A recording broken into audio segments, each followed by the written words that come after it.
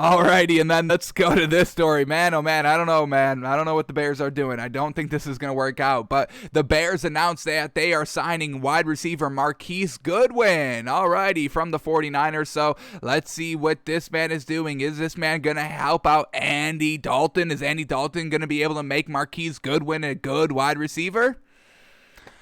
We'll see, folks. We'll see. So let's start here by seeing what Marquise Goodwin is doing in his career. Played at Buffalo for 4 seasons, played at the 49ers for 3 seasons, and is now heading over the Bears, teaming up with Matt Nagy, teaming up with Andy Dalton, probably playing with the worst quarterback he's ever played with. Who was Buffalo's quarterback during these seasons when he was there? Kyle Orton, yikes. Kyle Orton in 2014, jeez. 2013, what do we got here? EJ Manuel, yikes. Oh boy, all right. 2015 with the Bills, who was the catching passes from? All right, Tyrod Taylor, alrighty. He threw for 3,000 yards that season, 20 touchdowns, 6 interceptions, looking good. Led him to 8-8 record, not bad. And then 2016, last year with Buffalo, still Tyrod Taylor. They rocked with him for 2 seasons, 17 touchdowns, 6 interceptions, still 3,000 yards. So Tyrod Taylor getting it done, still only 7-9 record, unfortunately. But yeah, I mean, not the best quarterbacks getting, throwing him the ball. But here we go. Marquise Goodwin, never really that 1,000-yard wide receiving kind of receiver out here, not really staying healthy for an entire season, not being a true starter for the entire season. I mean, these yard totals, his best year was 2017, his first year with the 49ers, finally kind of getting out of that little bit of quarterback hell that he was playing with in Buffalo. Tyrod Taylor's good, don't get us wrong, but I mean, he's still a backup. He had a chance not to be a backup, but a doctor punctured his lung this season. How crazy.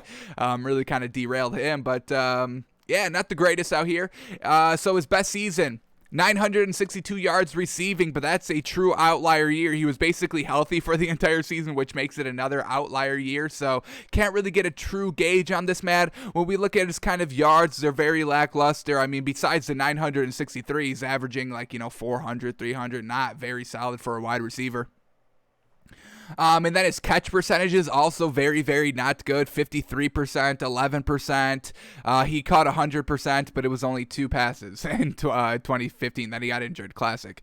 Then, 53, 57 catch percentage over the last 3 seasons. So this man is definitely not an A1, tier 1 wide receiver, not even kind of a tier 2 wide receiver. Can't stay healthy, can't be dependable, and now he's going to the Bears.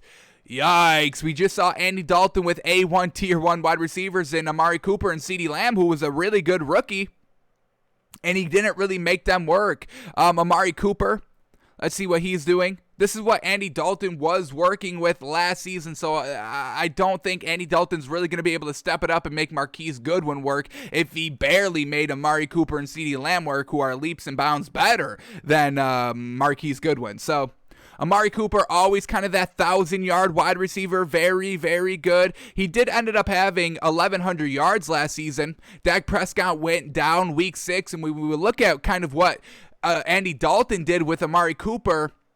Comparing that to what Dak Prescott did with Amari Cooper, you can see the sheer differences here. So here we go. The first 5 weeks of the season, Dak Prescott was quarterbacking. He got injured week 5 here against this Giants team. So, Amari Cooper, his first 5 games, 81 yards receiving, 100 yards receiving, 86 yards receiving, 134 yards receiving. So, very, very good, getting basically 100 yards catching every single game. And just look at some of these catch percentages, 71% catch percentage, 66, 75, 75. So, very, very accurate with Dak Prescott, getting that kind of 100 yards, getting kind of very good production on a game-to-game basis. 14 targets, 9 targets, 12 targets, 16 targets over that period. Then comes the Giants game where he gets a little bit injured, or where Dak Prescott gets injured, so that whole game was a little bit wonky, so we'll take that out. And then Andy Dalton takes over here in Arizona, and Amari Cooper really was never the same since. Yes, I mean, he only had 2 games of 100+ yards receiving over the next 10 games. Andy Dalton couldn't make him work. I mean, Amari Cooper had 2 100-yard receiving games in the first 5 games, but only 2 for the other 10. I mean, Andy Dalton was not making this man work. I mean, he had games of 5 yards. He had games of 43 yards receiving, 10 yards receiving, 41 yards, 51 yards. So never really getting that constant production because Andy Dalton couldn't make this man work. And then when we go to kind of, Andy Dalton's number 2 wide receiver, CeeDee Lamb, let's see what he was doing. Rookie year this year, had a fantastic year. 935 yards, looking real good, 5 touchdowns. But let's kind of once again see the sheer differences when Dak Prescott was throwing to CeeDee Lamb compared to what Andy Dalton was doing. So here we go, the first 5 games of the season before Dak Prescott went down: 59 yards, 106, 65, 79, 124. So he was getting it done. Once again, good catch percentages here: 83%, 66, 71, 71, 72. So getting it done with Dak Prescott. And then when he goes out, Dak Prescott goes out, he's never even back at the 100-yard receiving mark. What do we got? He had a zero receiving game on 5 targets, not being accurate here by Andy Dalton. 27 yards, 34 yards, 21, 46, 46. He had an 85 game. He had a 71 game, but I'm talking, in general, 65, 43. So we see the low side of Andy Dalton. The catch percentage is never really that great. We see a 0% catch game, a low 60, 63, a 57, a low 60. Yes, we've had, these 100%, but it's 2 of 2 for 46 yards. It's nothing sustainable. It's nothing really great out here. So I don't know I just really don't understand. I don't understand the Andy Dalton pickup in the first place.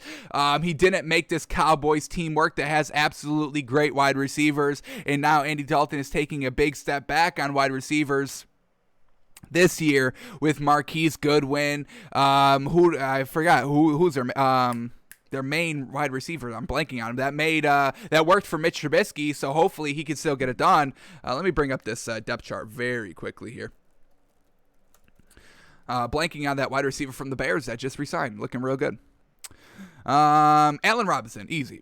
So Allen Robinson was absolutely fantastic last year for Mitch Trubisky. So maybe Andy Dalton can work with Allen Robinson because I don't know. I think I take Mitch Trubisky over Andy Dalton, but we'll see how Andy Dalton fares this year. But if Allen Robinson made Mitch Trubisky work, hopefully he can try to make Andy Dalton work. But Marquise Goodwin really couldn't work with any really below average, really not great quarterbacks. Never really got it done. And I really don't know what the Bears are doing here, just getting worse and worse every single day when we see a story. They got worse when they signed Andy Dalton. And I think they got a little